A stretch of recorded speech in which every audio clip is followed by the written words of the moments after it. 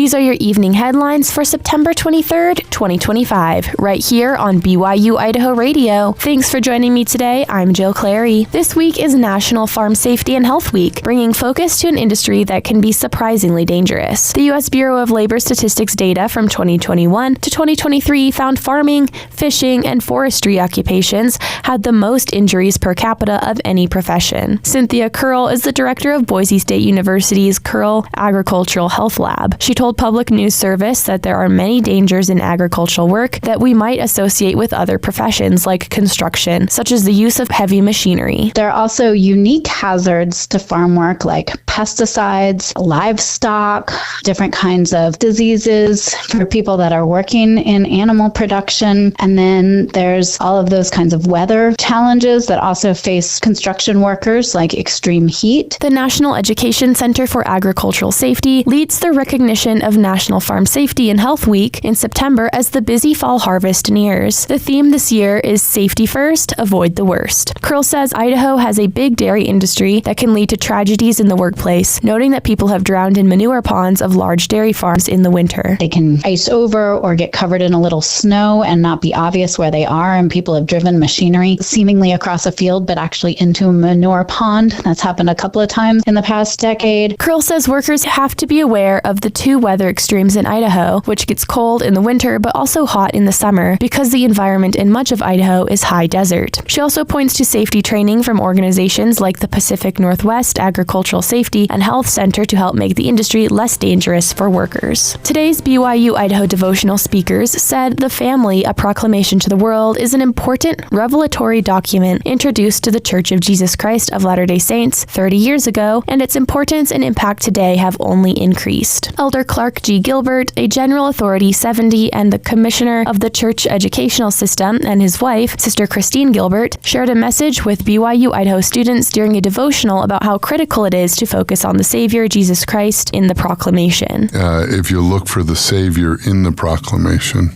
it can be more meaningful and more powerful. And if you don't, see yourself in the proclamation for whatever reason, if you'll look to the Savior in it, you'll see yourself as well. And so one of our core messages today is look for the Savior as you study the proclamation. The proclamation contains both doctrine and guidance that everyone can use as they navigate the distractions and trials of life. We affirm that the family proclamation, founded on irrevocable doctrine, defines the mortal family relationship where the most important part of our eternal development can occur. Since its introduction 30 years ago, the proclamation has been cited in General Conference more than 250 times. Both Elder and Sister Gilbert say focusing on what individuals do now is one of the most important ways to prepare for those blessings they desire from the Lord in the future. If you're preparing for the marriage you'll have one day, you'll have so many opportunities right now to bless and have meaningful service and to lift other people, and that will bring you joy even as it prepares you for future service in marriage.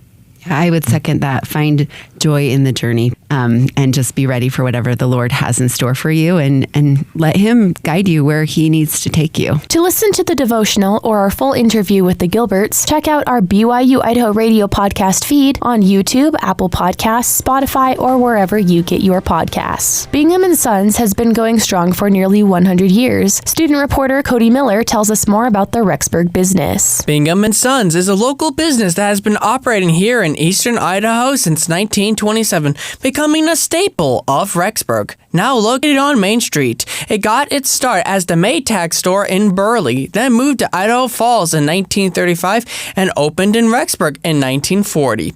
After that, it became the Bingham and Sons brand and has been passed down from father to son until 2019, when Amy Walker, a descendant of the original founder, and her husband Cody took over. One of the huge misconceptions about independent retailers in our industry is we're going to pay more money when we go to an independent retailer. And that's a misconception. I think that's shared wider by people who are moving to our state that haven't maybe had the opportunity to shop in a local dealer. As a local company, they sell many brands like Frigidaire, Whirlpool, Maytag, LG, and others, while also focusing on local brands of furniture and appliances. They are also one of the largest independent Ashley furniture dealers. They sell furniture for the living room, bedroom, kitchen, and more. Cody Walker says they work hard to keep their customers coming back. You'll be taken care of better than you ever have at any other retail store, and you'll leave here knowing that this is probably the last place you'll shop for furniture and appliances.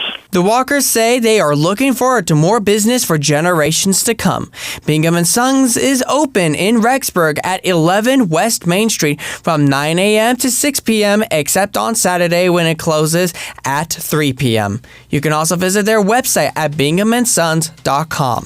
For BYU-Idaho Radio, I'm Cody Miller. These have been your BYU-Idaho Radio evening headlines for September 23rd, 2025. Thanks for tuning in. More news, interviews, and great content are available on our podcast feed. Search for BYU-Idaho Radio on your favorite podcast apps. We're on YouTube, Spotify, Apple Music, and more. For BYU-Idaho Radio, I'm Jill Clary.